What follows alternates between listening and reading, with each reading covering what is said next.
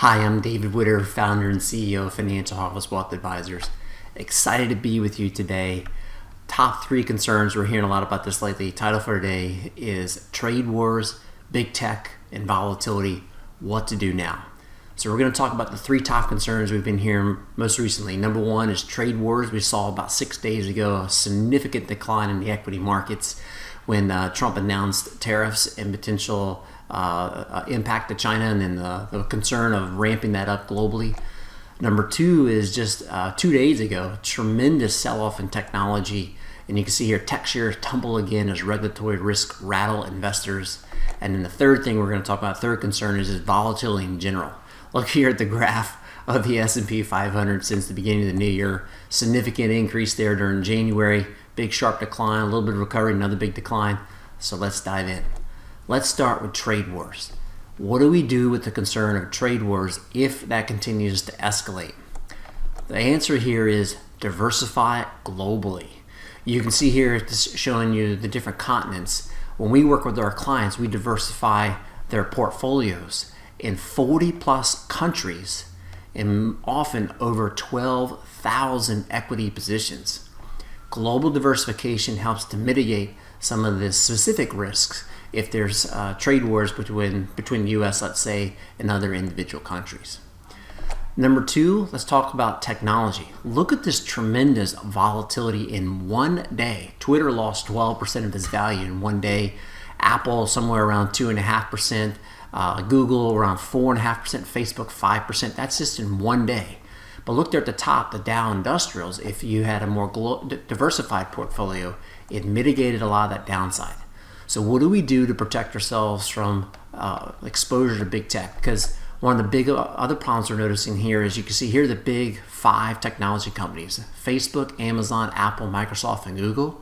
Those 5 technology companies now represent almost 14.5% of the S&P 500 index. So even investors using indexing, they're exposing themselves now to significant technology risk or exposure. So what do we need to do about that? We call this tilting away. I like to use the ice tray analogy. You know those old ice trays you used to fill up with water and be real careful to get them back into the freezer? Well, let's look here at an example.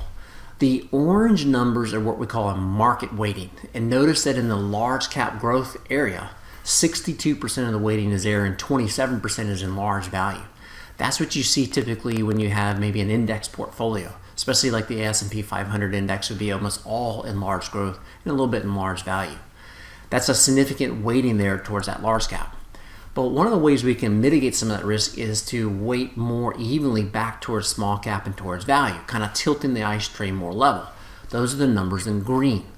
So watch out for your tech exposure and tilt away to keep some exposure to small cap and towards value, because that mitigates some of that volatility.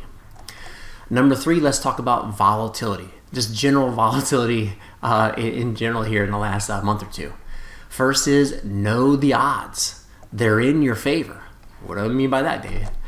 Well, look here, if you go back over the last, 91 years of market data, you have 68 out of those 91 times or years, the markets were positive or had a positive rate of return, and 23, they were negative.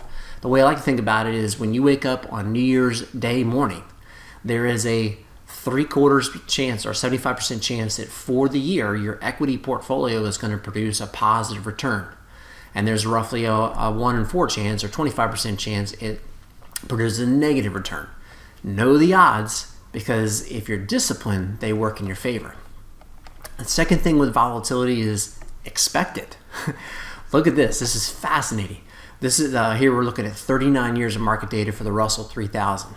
What we plotted here was intra-year decline. So at some point during the year, what was the amount that the Russell 3000 declined? You can see that over 50% of the time, there was a market decline of 10% or more. 15% declines or more happened on occurrence of 1 out of 3 years, and 20% declines and greater were 25% of the time. So meaning 1 out of 4 years had an intra-year decline of at least 20%. In fact, when you average it all together, the average intra-year decline was 14%. So expect it. Expect during sometime during the year, you're going to have a pretty significant pullback. And I like to tell our clients 10, 15, 20% is certainly not out of the ordinary. Expect the volatility. Last but not least is stay invested. What I pulled here was some significant volatility or downward volatile times in the equity markets. So in 87, remember 28% loss in one day. But what this shows you is after 1 year, it was up 19, and this is a 60-40 portfolio using indexes. And then 5 years later, it was up 76%. More recently here with the financial crisis in 2008, you can see that 1 year later after the bankruptcy of Lehman Brothers, 4% increase, and 5 years later, 47% total return. Handsome returns if you stay invested even when there's a significant market decline.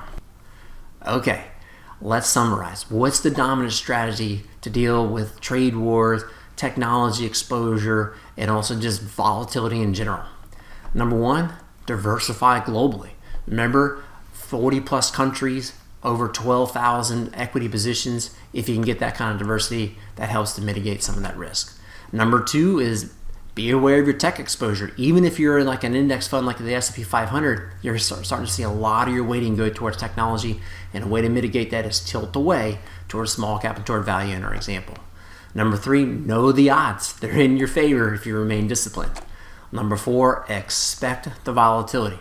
It's coming. It hasn't in 2017. It's pretty stable, but we should expect it. But that doesn't mean that you won't get the strong returns. It just means you got to be patient during the volatile times. And last but not least is stay invested. If you're a client of ours, feel free to reach out to us. Hopefully this helped quite a bit. If you're not a client of ours, feel free to give us a call, and we'd love to get you scheduled for a second opinion to make sure you're utilizing these 5 dominant strategies to make you successful.